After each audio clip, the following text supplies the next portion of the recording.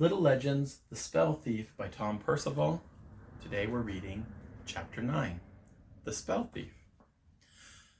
Jack sat on his bed and sulked. Usually Betsy would curl up at his feet, but today she seemed to be in a bad mood and had gone off somewhere. He looked around his bedroom. So much of it seemed strange to him. Propped up in the corner was a tattered old kite that looked like it had been made out of a handkerchief and some twigs. There were lots of other things he couldn't remember having seen before, too. A hand-carved wooden boat, a collection of dried leaves. Where had all this junk come from? Jack stormed out, throwing the old kite in the trash as he went. He didn't know where Betsy was, and he didn't care.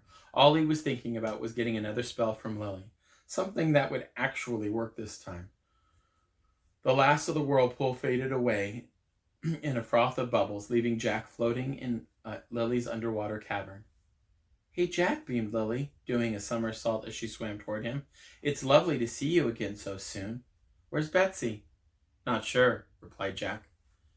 "So, how did the mirror work?" "Not so great. Really, I dropped it." "Well, I did try to warn you. Most sea witch spells are unpredictable," Lily replied. "Anyway, I've been thinking." "Me too," interrupted Jack.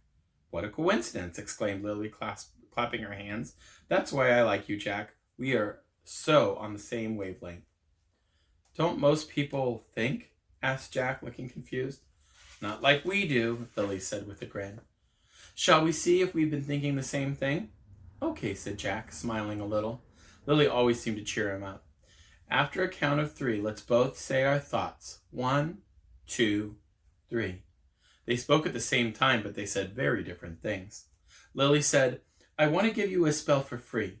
A spell that would mean you and Betsy could come and explore the ocean with me. I could show you all of my favorite places. It'll be loads of fun." But Jack said, "Do you have a spell that would turn Anansi into a troll? I know it's kind of cheating, but once Red and the others see him like that, they'll have to believe me." There was a silence. "Oh, right.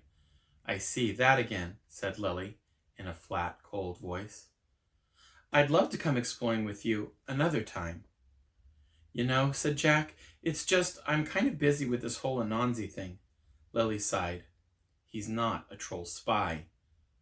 He's a boy, an ordinary boy just like you." "He can talk to spiders," said Jack.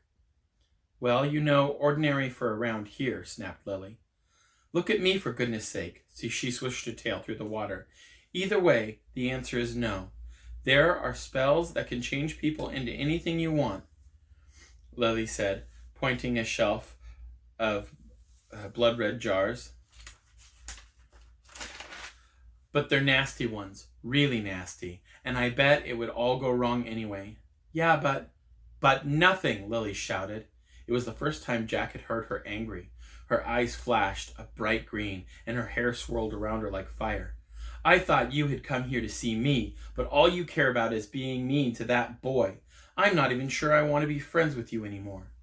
A long, uncomfortable silence stretched out between them. "I think you should go," said Lily.